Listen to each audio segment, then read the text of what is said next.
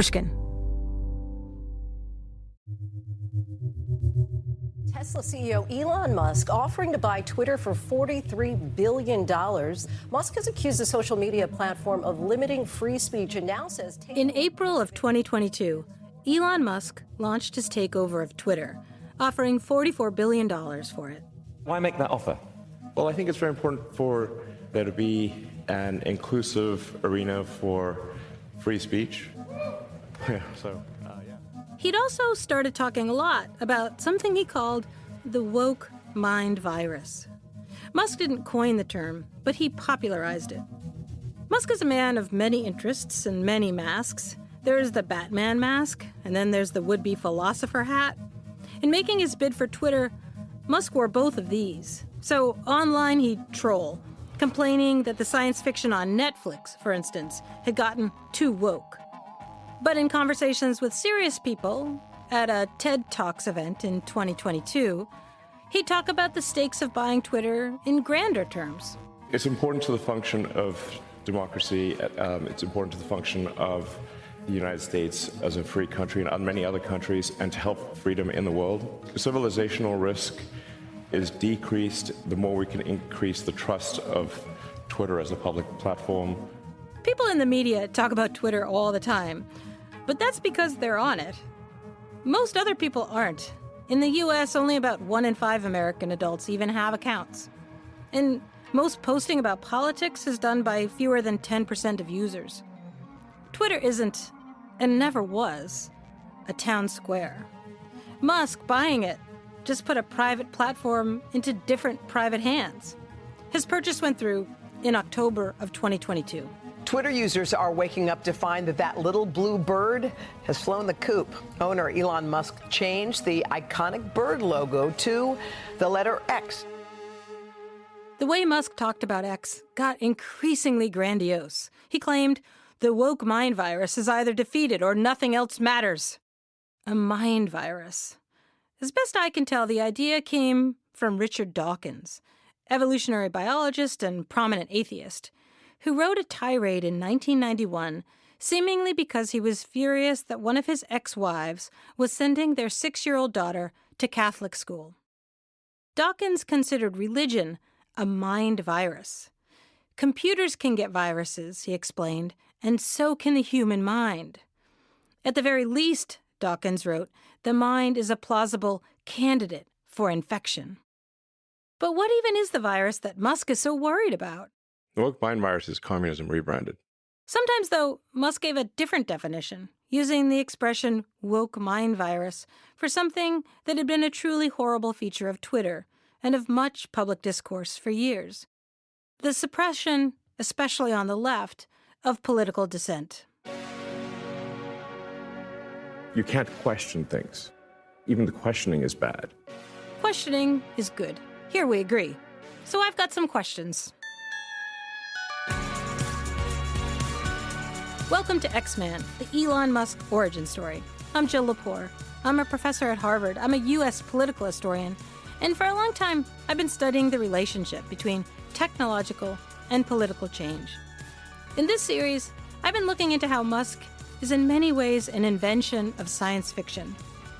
And so is Muskism, which I've been arguing is less a form of futurism than a throwback. I think that's true of Musk's concern about a woke mind virus, too. First of all, let me just say, for the record, that Musk has a point about the assault on free speech, including in higher education. And he has a point that there are indeed some malign consequences of wokeness. Fair enough.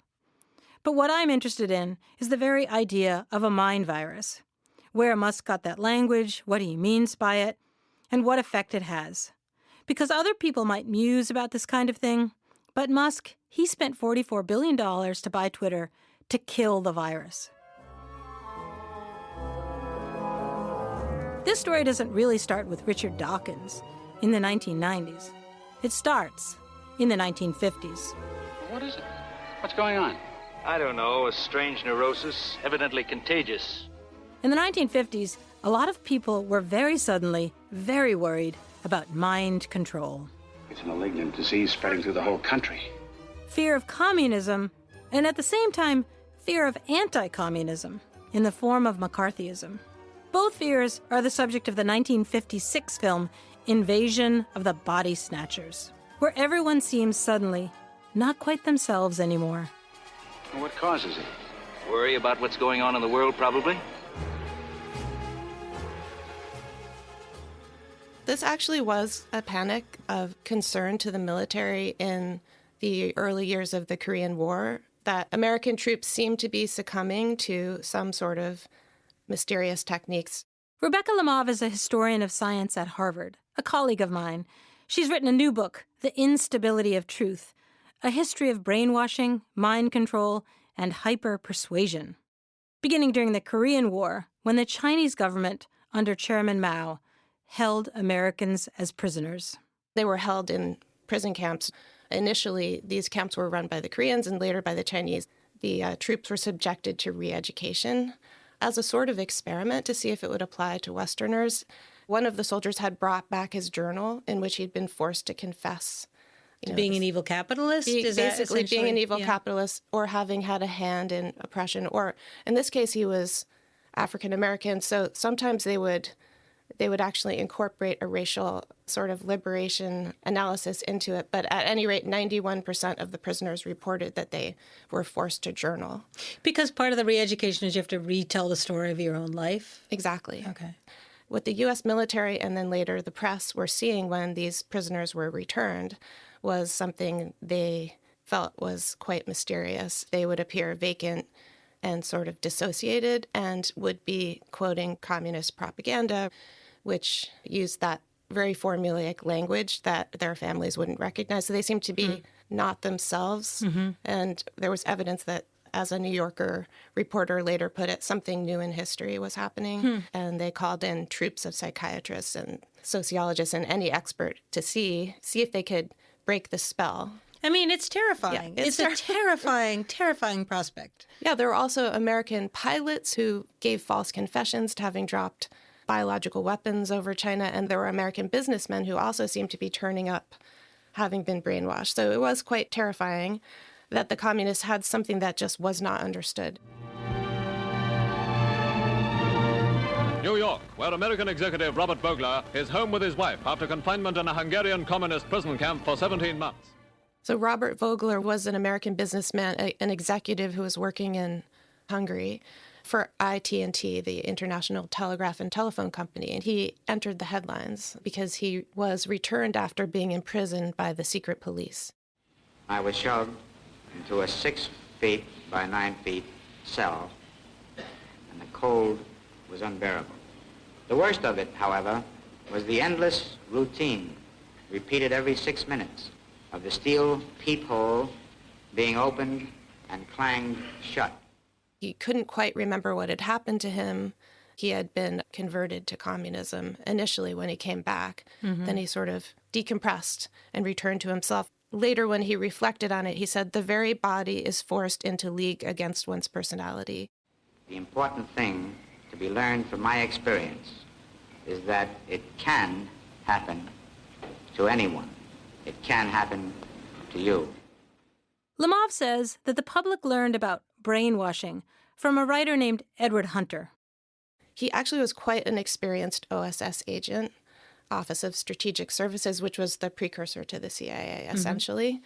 And he had been working in China for several decades and had been in anti-propaganda. That was his beat. And he had also worked as a journalist.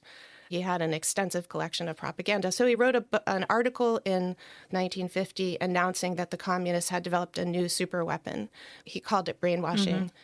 But it's a very evocative phrase. So that becomes the language with which Americans talk about this process of Maoist indoctrination? Exactly. It takes off, and he publishes a book. He goes on a lecture circuit. He explains more deeply, and he connects this brainwashing to communist techniques and hypnosis, and also to Soviet programs to build new types of human beings. The U.S. government was concerned enough that in 1953 it started its own brainwashing program, MK Ultra, led by the CIA. Horrifying human experiments. The public didn't know about it for decades. But you can see the fear of brainwashing reaching a kind of apex with the film adaptation of the 1959 novel Manchurian Candidate. I have conditioned them, or brainwashed them, which I understand is the new American word.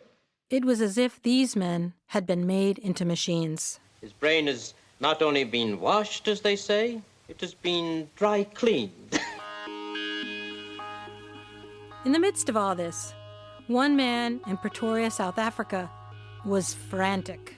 Every day the brainwashers repeat and emphasize the things they want us to believe. Remember Elon Musk's maternal grandfather, J.N. Haldeman? I talked about him in an earlier episode. That's an actor, reading from a tract Haldeman published in South Africa in 1960. In it, Haldeman described himself as having been a student of social engineering who had directed a number of scientific, social, economic, and political organizations. In the 1930s, he'd been a leader of the technocracy movement in Canada. Then he joined the anti-Semitic Social Credit Party, becoming its national chairman. In 1949, he began thinking about moving to South Africa, attracted by its newly announced policy of apartheid. He moved there in 1950. In May of 1960, Haldeman wrote The International Conspiracy to Establish a World Dictatorship and Its Menace to South Africa. The tract was a response to a speech by the British Prime Minister. The wind of change is blowing through this continent. And whether we like it or not, this growth of national consciousness is a political fact.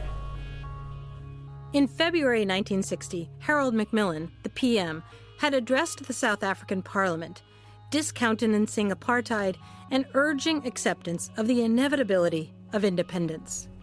We must all accept it as a fact. Only weeks later, South African police opened fire on a crowd of thousands of black South Africans protesting outside the Sharpeville police station. Police killed 69 people, including children, and wounded nearly 200.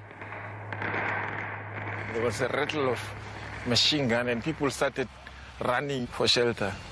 Children were screaming around the street, crying for their mothers, and some other policemen were busy shooting at those children. The killings were captured on television, and the coverage reached around the world. In the ensuing protests and state of emergency, Nelson Mandela was among 18,000 people arrested and jailed. Haldeman wrote this tract that spring, suggesting that the uprising had been staged. Questions to be asked. Who were the white leaders in the Sharpeville native riot who escaped?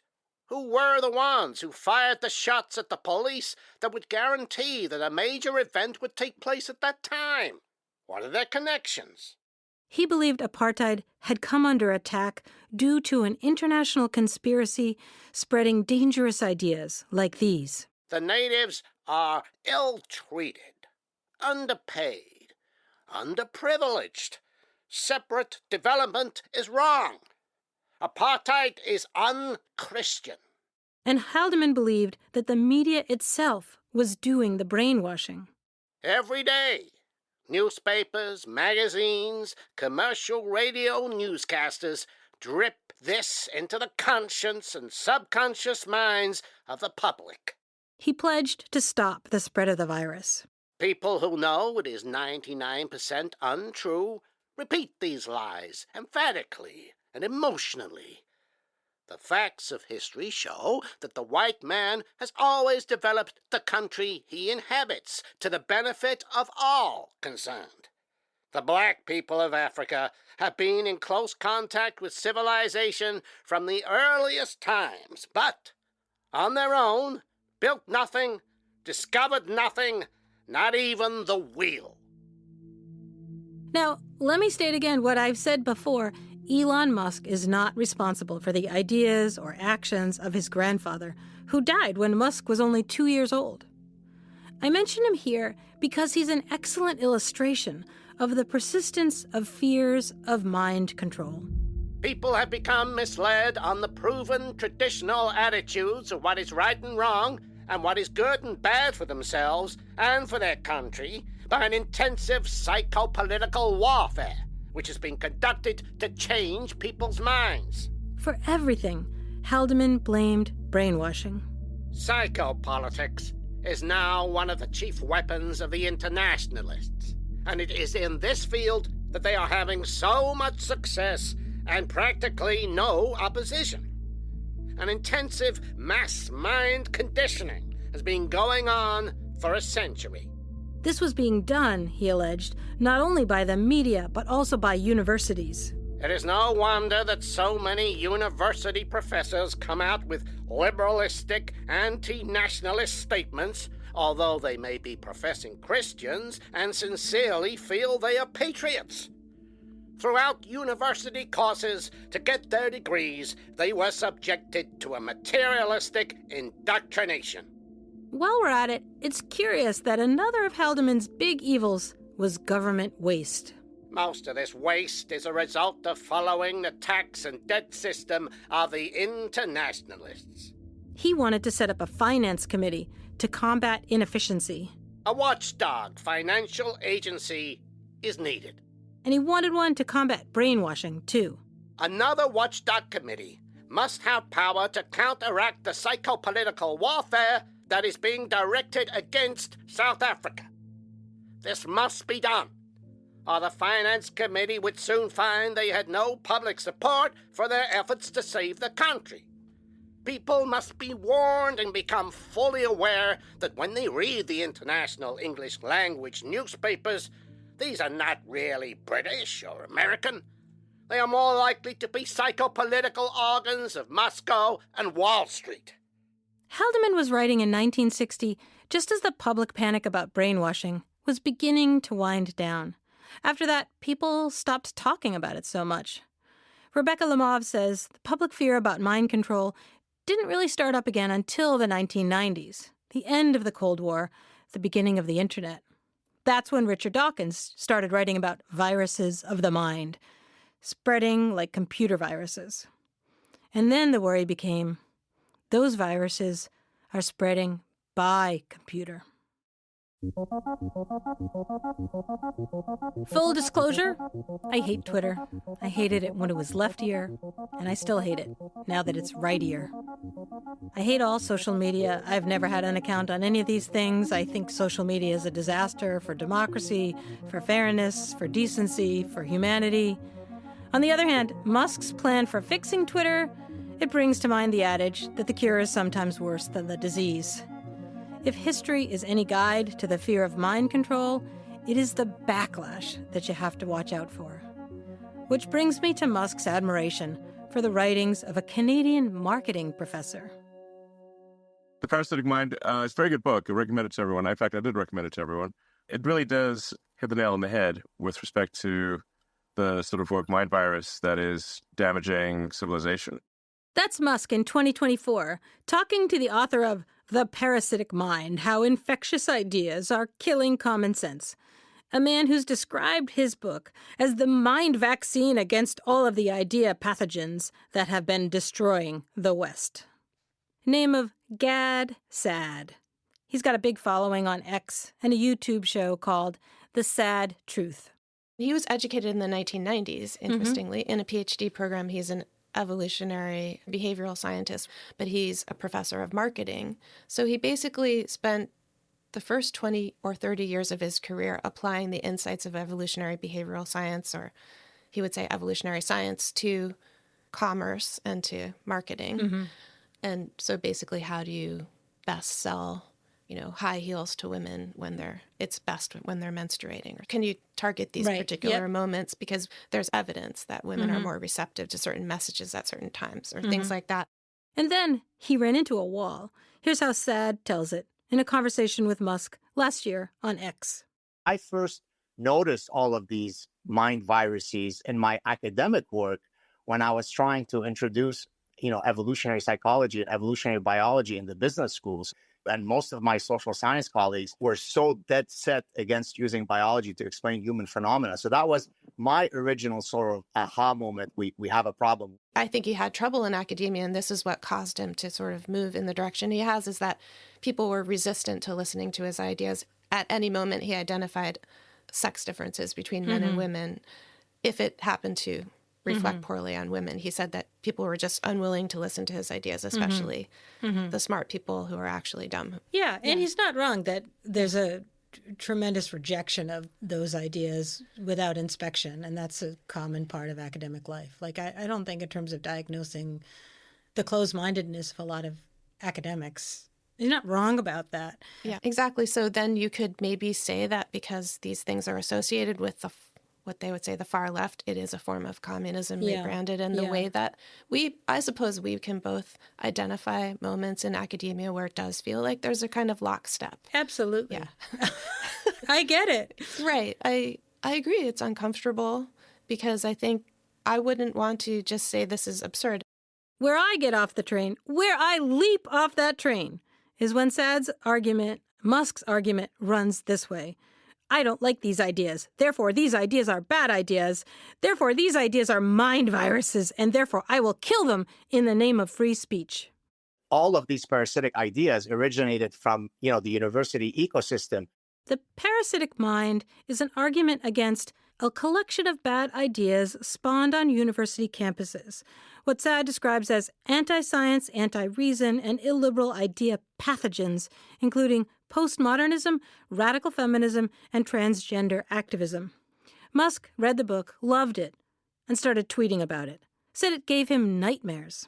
When was it for you that you noticed that something was wrong? I'd say about 5 years ago, kind of in the climate just before COVID. The degree of panic over COVID was exacerbated by this unwillingness to question science or question the accepted view.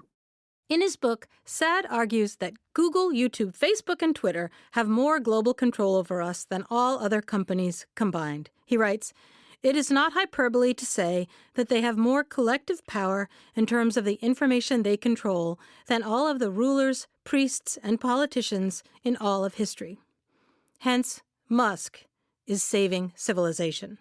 In my view, your purchase of Twitter will go down historically as the most important of all of your great initiatives. Do you feel was that a right calculation on my part, or was I overstating the case? Well, you might be right. It's possible that you're right. I mean, I didn't do the purchase because I thought it was a great way to make money, or because I thought it would improve my quality of living. But it really felt like there was a civilizational danger. There was just no place to actually get the truth.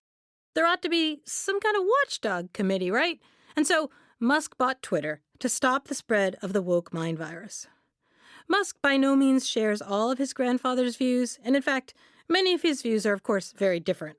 To summarize maybe the woke mind virus, it consists of creating very divisive identity politics. So it actually amplifies racism, amplifies sexism, and all the isms.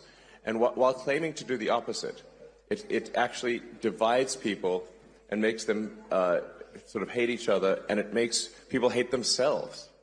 Still, Musk also does echo a lot of his grandfather's fears from decades ago. Last year, Musk warned that Christianity might soon perish. Also, the woke mind virus is communism rebranded. And Musk has said he wanted to correct for Twitter's longtime leftward tilt. And now in the past, Twitter was controlled by far-left activists, objectively. They would describe themselves as that. Though what Musk actually did when he bought X was to limit content moderation and restore the accounts of people who'd been banned for extremism or for spreading misinformation. Musk also gave another reason for buying Twitter, a personal one.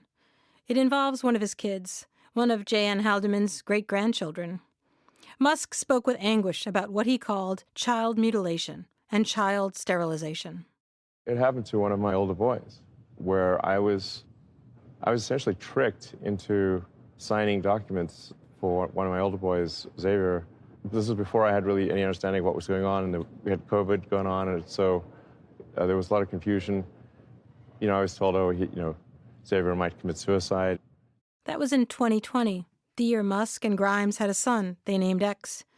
It was another child, an older child from Musk's first marriage, and now 16, who transitioned that year, and who disputes Musk's account of what happened. I lost my son, essentially. They call it dead naming for a reason. Yeah, All right, so the reason it's called dead naming is because your son is dead. killed by the woke mind virus. In 2022, this child turned 18, changed her name to Vivian Wilson, and cut off all contact with her father. So I vowed to destroy the woke mind virus after that. That year, Musk bought Twitter and renamed it X. Rebecca Lamov, expert on the history of brainwashing, does think there's something to fear. I think that we live in an environment, including an information environment, where, the stakes are quite high and the tools are incredibly powerful, and therefore the countervailing pressures are also very strong, so that we need to be extremely aware of the possibilities that our minds are being changed in tiny, tiny ways. And here's what haunts me in this decades-long story of the fear of mind control. Who is actually in control? In 1960, when Elon Musk's grandfather wanted to warn the world about the international conspiracy against white Christian civilization that involved mind control through the media and the universities, he got out a typewriter, typed up a tract or two and a newsletter, and made a few dozen mimeographs. He mailed them to a few friends, maybe, 50 copies. And then they mostly disappeared. In the 2020s, when Elon Musk decided that he wanted to warn the world about a woke mind virus, he bought Twitter. Twitter is not a typewriter. Musk spent $44 billion on it. He could do that because he is the richest man in the world and he can do things like that. Every time he wants to speak, he reaches over 200 million people. He runs a company that feeds people information. And this is liberating us from mind control? No. This is the dream of the brainwasher.